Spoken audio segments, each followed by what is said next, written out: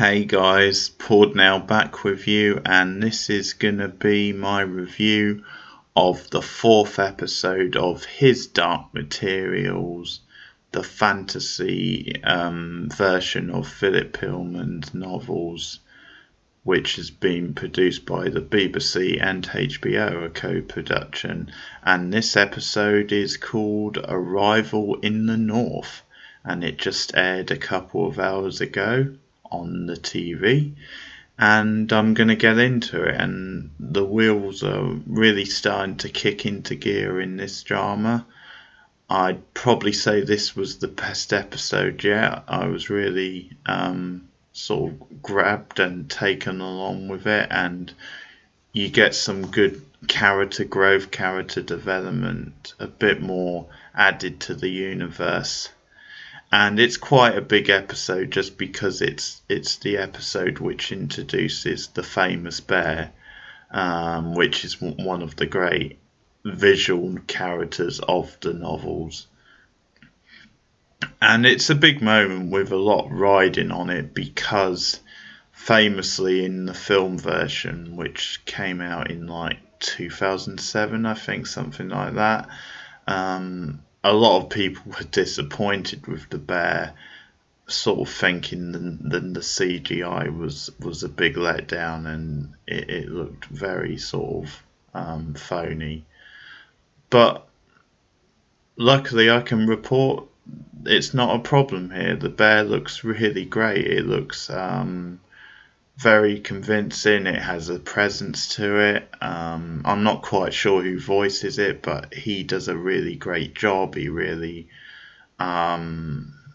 weights it, really gives it a personality, and sort of makes it feel like a fully rounded sort of character. I love the movements of it and the facial expressions. They're just so much detail, very sort of humanistic, and you feel its power and its sort of vulnerability as well, I think. But yeah, it grabs your imagination as soon as you see the bear, and it does some very interesting things in the episode. So that's a big moment to get that out the way, and they do a great job. It looks fantastic, and as I said, the guy behind it is doing a good job.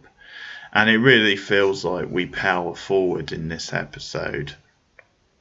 So we get the introduction of two characters, not just the bear, but also this other character who's another aeronaut, so explorer, a bit like the McElroy character.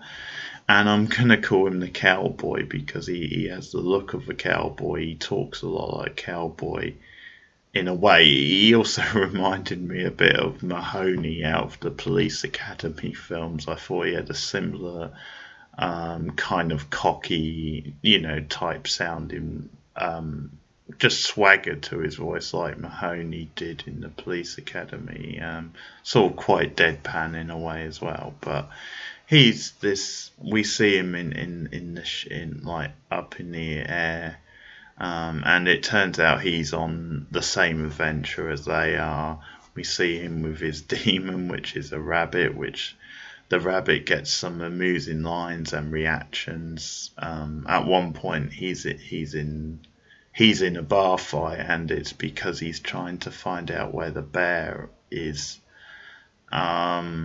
And the rabbit, the way he's like jumping about and encouraging him, and then he has to quickly jump out of the way when his owner is sort of thrown into the bar near him. So some funny moments with the rabbit.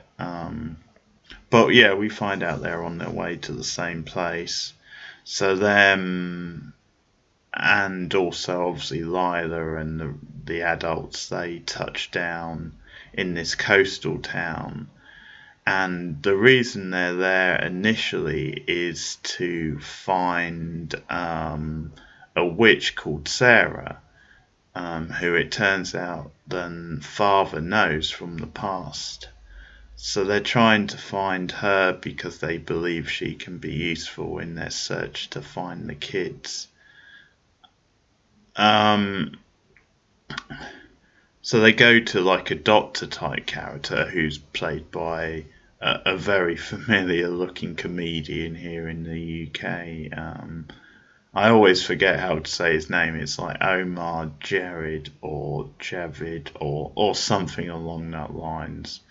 Um, I better not muddle it up and say the name of the Home Secretary. That would be unfortunate, but similar sort of sounding name anyway. But yeah, he pops up quite a lot in films and TV in like supporting roles. But he's a comedian basically, and he does a decent job in the scene. But he's this doctor who they're trying to find out from where Sarah is the witch, and he's very cautious against this. He says, you know, if I let you know, then it would be bad for her. It would expose her to the whole war, and you know, things would just get worse, sort of thing. But then he challenges Lila because he finds out Lila has these special powers. So he challenges her to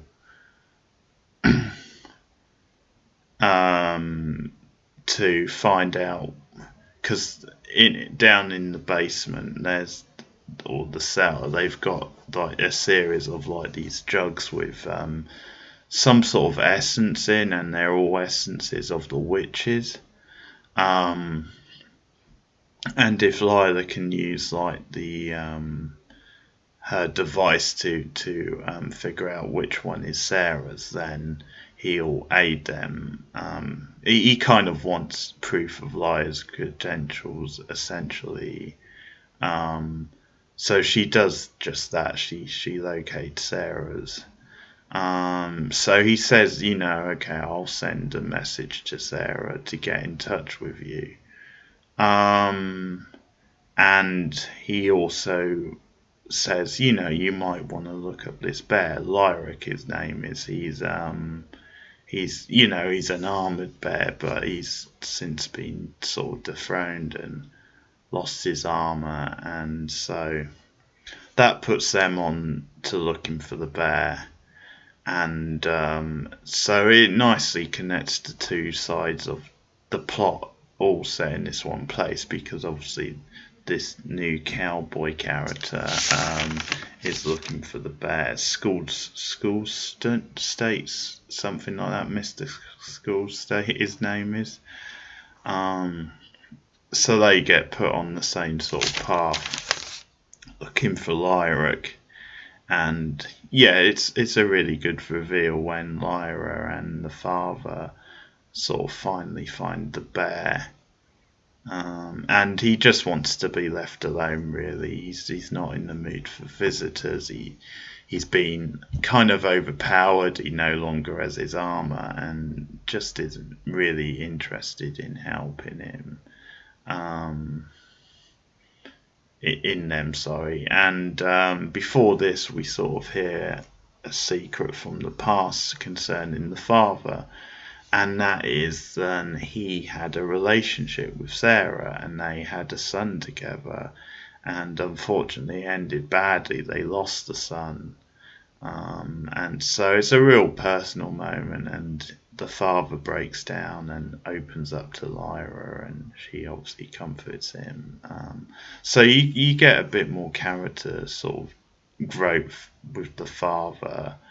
The only thing I'll say about that is it's kind of getting to the point now where all the characters have these personal backstories, or have, you know, these kind of links to other things or other characters. But you know, whatever, it gives it a bit more of a purpose and gives the father a bit more of a personal history. So I guess it serves the purpose. So we also find out then the school student, or state, however you say his name, character has a history with the bear, with Lyric. They're friends from way back, but they haven't seen each other for a long time, and he is convinced, you know, or he tries to convince the bear to sort of go with them, and again the bear's having none of it, Lyra's having none of it. But we find out that they used to be friends, and he learns he's sort of told by a police officer who we've seen earlier in the episode. Lyric has lost his armor. He lost it to the state because, or to Mr. Onions,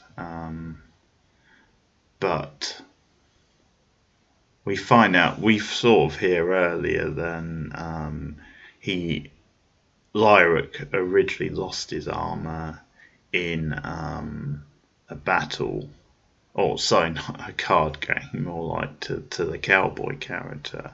So the cowboy character goes to reclaim it, and the police official is sort of like, sorry, it now belongs to the state. It now belongs to the government, because Lyric owes it to them as a debt sort of thing. It was a blood sort of thing where he got drunk and caused a whole lot of chaos, and so they now have his armor as part of that debt.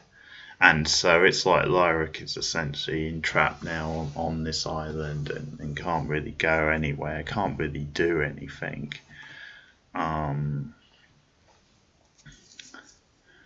So that's when the cowboy character kind of gives up. He's staying in the town. And another development with Lyra and co is then that Sarah the witch sends her demon, which is a bird, to contact them and sort of answer. And it essentially tells them then you have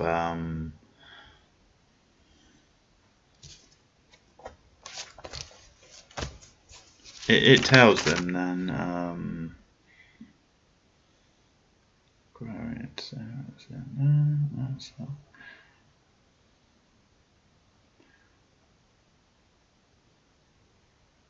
well, it says, she's not that keen to get involved in the war, but she would, if needs be, she would fight it. But she tells them about these dust creatures, these dust demons who are protecting the heavens. So they basically must get through those. But it also reinforces that they do need the bear. They do need Lyric. It's important to have him on their side when they go into battle, when they go on this mission.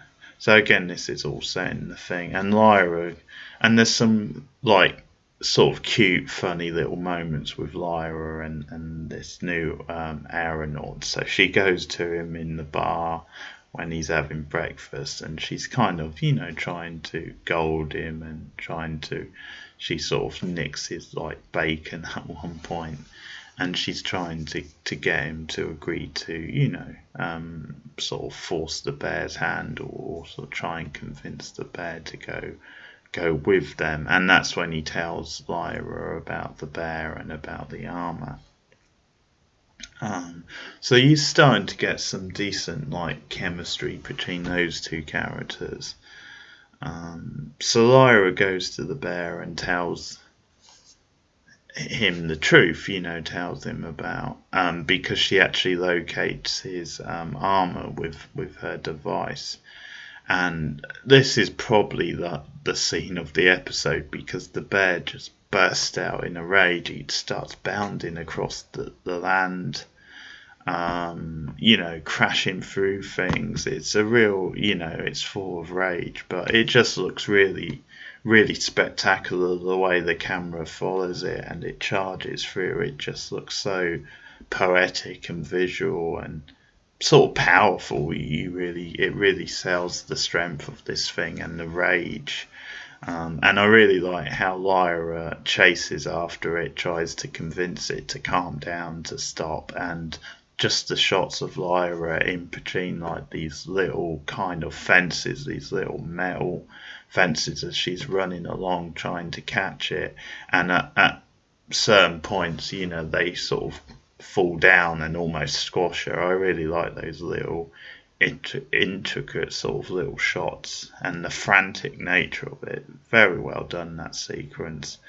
And things almost get out of hand. Well, they sort of do, because the bear, I mean, he breaks into the lockup where the armor is, and he gets the armor. He walks back out with the armor, and again, it looks great. And then he almost kills like the head of police, the guy who has been trying to prevent all this. He's got his foot on him, and it's a nice little, again, sort of tense but comic moment where Lyra and the aeronaut comes along and is, quite sort of putting it in like the guy's face, then yeah, then he needs to let the bear go. They need to go on this mission, and that they're in charge actually, because if they just say the word or if they don't do anything, he's just going to crush this guy. So it sort of puts him in his place, but it also shows the power of the bear and the rage and how out of control he is, how frustrating, how this has really all been building. So it's a really effective scene. It's the scene of the episode. So then with some persuading from Lyra, the aeronaut and the bear are now on board. She convinces John then they really need them in this mission, this battle. So they set sail, they set off again with those two on board. So it feels like the pieces of the puzzle really falling into place. We're halfway through this series now, through this story. So it's a nice bit of pacing, then they've got this group together at the halfway point. So it feels like we're really cooking. And I mean, more on the bears, we find out from Miss Coulter then Lord Astra has been kidnapped and he's being guarded by some of these other bears, particularly this bear who's like the king, and he's got his armor sort of thing. So he's kind of like the king of this land. And she uses that as leverage, because originally the Mysterian is going to strip her of all her powers and punish her and sort of kick her off the mission. But she uses this new knowledge, this bit of information, to stay in control. She says, I'll hand you Lord Asterus on a silver platter if you grant me the wish, if you let me stay in control, and also if you'll let me ask a question to like this Grand Lord sort of thing, which Lyra has used through her device as well. So she goes in and she asks, who is Lyra? That's her question, and the guy takes a double take because he thinks it's an odd sort of question, and she interrupts him and insists, and he tells us. So that's the question, and those are the conditions. And we don't actually see the answer, but the next thing we see, Miss Coulter is going off to the place where Lord Asterus is being guarded.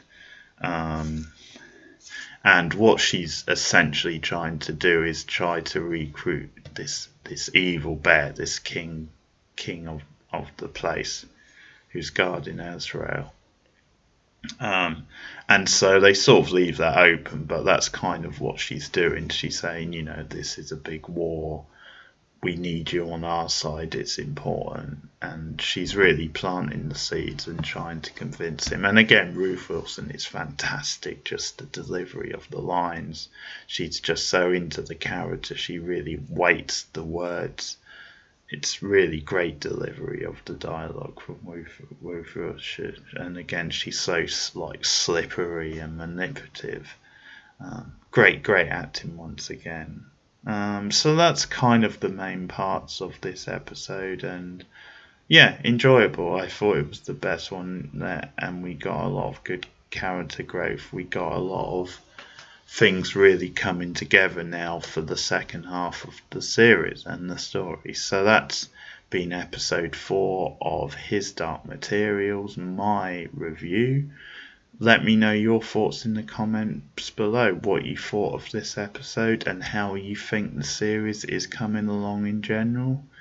And like and subscribe if you are new to the channel.